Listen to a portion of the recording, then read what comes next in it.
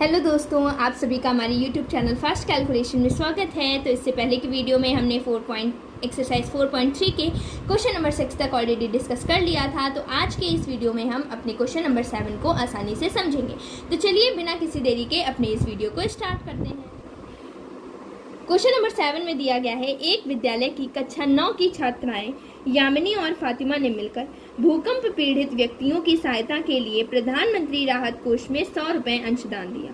एक रैखिक समीकरण लिखिए जो इन आंकड़ों को संतुष्ट करती हो और इस समीकरण का आलेख भी खींचिए। तो हमसे ये क्वेश्चन में पूछा जा रहा है, तो देखते हैं कि इसको कैसे सॉल्व किया जाएगा।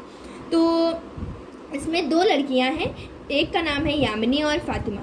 दोनों लोगों ने क्या किया है, भूकंप पीड़ित व्यक्तियों के लिए प्रधानमंत्री कोष में 100 रुपए का अंशदान दिया है। यानी कि दोनों ने, फातिमा और यामिनी दोनों ने मिल करके कितना रुपए दान दिए हैं, 100 रुपए दान दिए हैं। तो हमको इसके लिए एक रैखिक समीकरण को बनाना होगा और दो चर वाले रैखिक समीकरण का जैसे चैप्टर पढ़ें तो ऑब्वियस सी बात है दो चर ही यूज़ होंगे।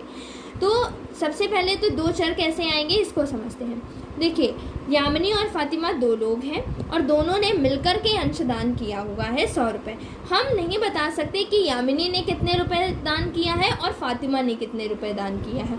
बस हमें इतना पता है दोनों लोगों के पैसों को मिला करके ही 100 रुपये हुए हैं।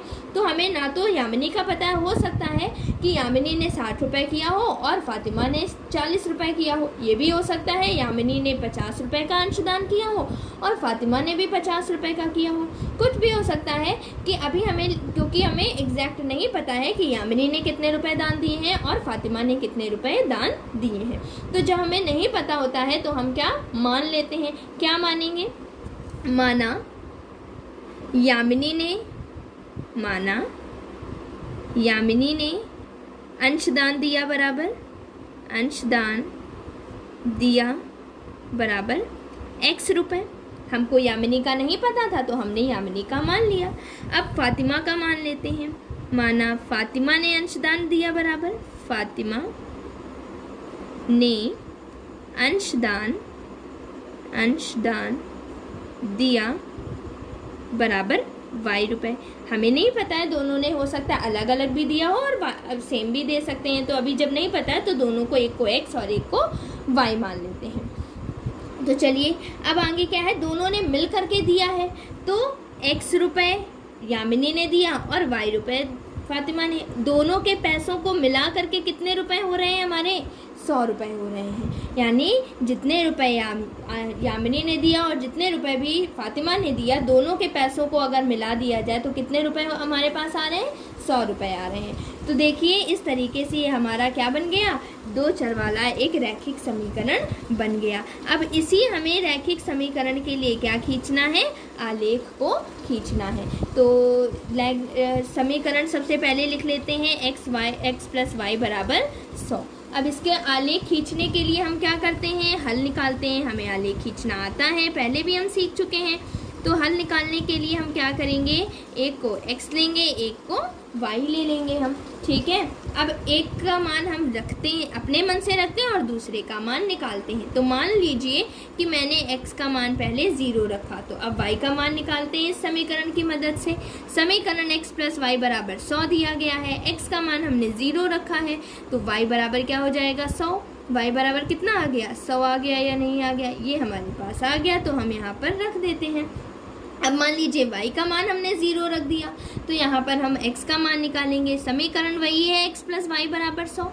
अब की बार हमको x का मान निकालना है, y का मान हमने माना है 0, तो x की जगह x रहेगा, y का मान 0 हमने मान लिया है तो x बराबर क्या आ जाएगा, 100 आ जाएगा। तो x का मान लिख देते हैं 100। हमारे पास दो हल आ गए, एक है हमारा 0,100 और दूसरा हल हमें दिया गया है 100,0।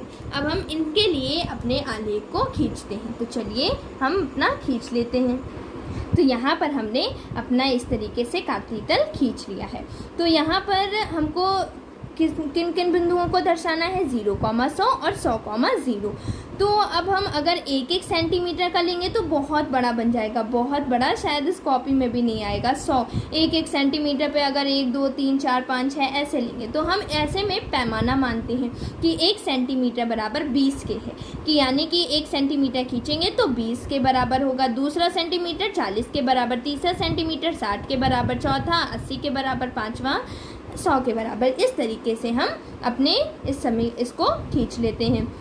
अब हमको पॉजिटिव साइड में 100 जाना है, केवल पॉजिटिव साइड में 100 जाना है, तो निगेटिव साइड हम कितने भी खींच सकते हैं। हमने 80 तक खींच लिया, आप 60 भी खींच सकते हो, 40 भी खींच सकते हो, कोई दिक्कत नहीं है, ठीक है। लेकिन हमें पॉजिटिव साइड, x की पॉजिटिव साइड में भी 100 जाना था, y की पॉजिटिव साइड में भी 100 जाना था, तो हमें 100 तक तो जाना ही जाना है। तो हमने 100 तक यहाँ पर खींच लिए हैं। तो पहला पॉइंट हमारा क्या बोला जा रहा था, 0,100। तो 0,100 कहाँ पर होगा, किसकी वैल्यू 0 दी गई है, x की वैल्यू 0 दी गई है, y का मान हमें 100 दिया गया है। तो जिसका मान 0 है हमें उसके पास तो जाना ही नहीं है, x का मान 0 है ना, तो हमें x वाले के पास नहीं जाना है, हमें किसके पास जाना है, y वाले के पास जाना है।